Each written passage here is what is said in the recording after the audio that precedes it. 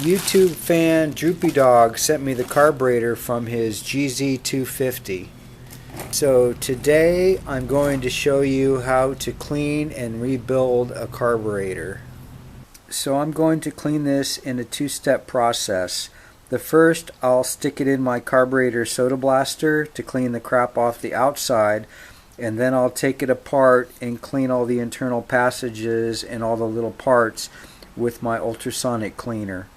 I don't want the blasting to shove any of this dirt and grime into these air ports or anything inside the carburetor. I'm going to protect the inside with some window tape.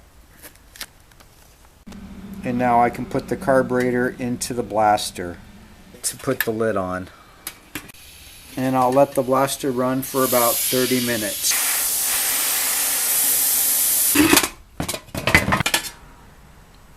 Looks pretty good on the outside. Now I can take it apart and start working on the internal components. The link on how to make the carburetor blaster is below in the video description.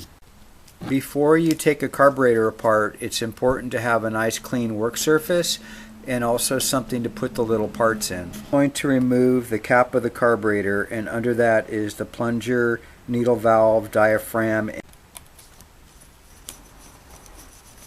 And be very careful when you remove the last screw.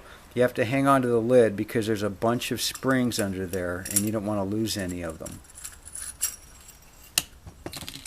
Lift the diaphragm out of the carb body so you can pull the plunger out.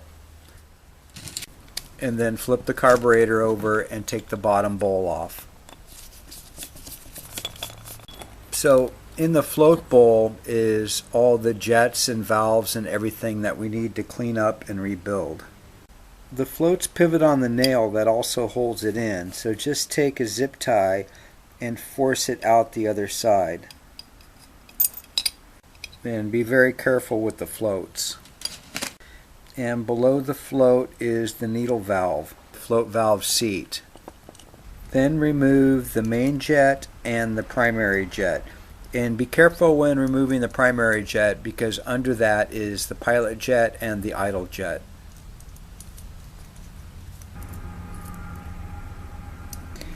And then when you loosen up the main jet, the emulsion tube can be pushed back out through the center of the carburetor.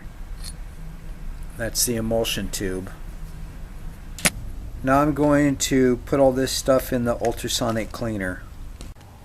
Now that everything's in my ultrasonic cleaner, I can let this run for a couple hours. There's been some discussions about what to use to clean carburetors. Some people say pine sol or lemon juice or simple green. But I found the best thing that works to clean carburetors is carburetor cleaner. So all my parts are clean now and I just need to dry them off. If you want to learn how to make an ultrasonic cleaner, the information's below in the video description.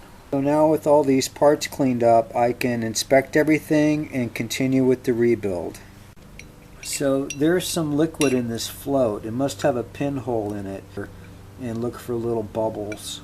I just need to solder these little pinholes so it doesn't leak anymore. No more leaks.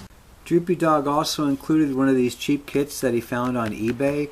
It's supposed to be for a specific model of motorcycle, but many times the brass parts, specifically the jets in these kits, are kind of mystery sizes, and many times they're mislabeled completely. And also some of the O-rings are not fuel safe, so I'm just going to throw all that away and continue to inspect and refurbish his carburetor. There's a little pinhole in the carburetor diaphragm, so I'm just going to patch that with a little diaphragm tape.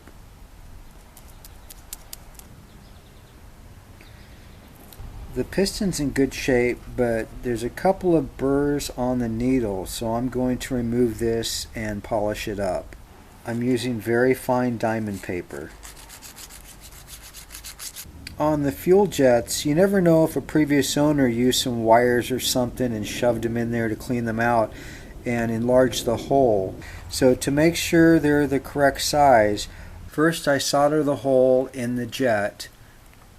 Then I use the proper size micro drill bit to make a new hole through the jet. The float needle is also pretty worn. It's got a groove all the way around. So when it fits into the seat, that also might have been leaking fuel, causing Droopy Dog's bike to flood. So I'll just take a little diamond paper and clean that up. And blow air through all of the fuel circuits and air passages. Now with all the jets resized properly and everything clean, I can start to reassemble the carburetor. Drop in the pilot jet, then the idle jet, then the primary jet. Make sure you don't over tighten these. Brass is pretty soft. The emulsion tube actually goes in from the top side. And then the main jet screws into the emulsion tube. The needle seat and the float needle. Then the float, and don't forget to put the nail back in. And always check the proper float height with the gauge. And put the float bowl back on and make sure you tighten the screws in a crisscross pattern so the gasket seats properly. And put the spring back on the mixture screw and then tighten it all the way down and then back it out 1.5 turns. The piston only goes in one way. When you insert it, make sure you line the diaphragm up with the indent in the top of the carb body. Then install all of the piston springs into the top of the carburetor and put the cap on and retighten the screws. The float bowl and the cap are pretty dull. I'm going to take those back off and polish them. So this should polish up real easy.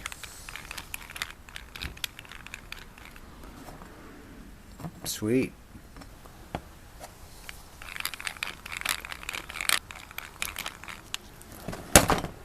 Badass. If you want polishing tips, I have a video. The link is below in the video description. And no charge for the polishing. So I've got the car boxed up and ready to send back to Droopy Dog. I'm also going to return his shyster kit. I really didn't throw that away. And clean and rebuilt carbs are so badass. I'm also sending him 5 out of 5 Ichiban Moto stickers. Have an awesome week, and I'll see you guys next time. Subscribe for weekly Ichiban Moto videos.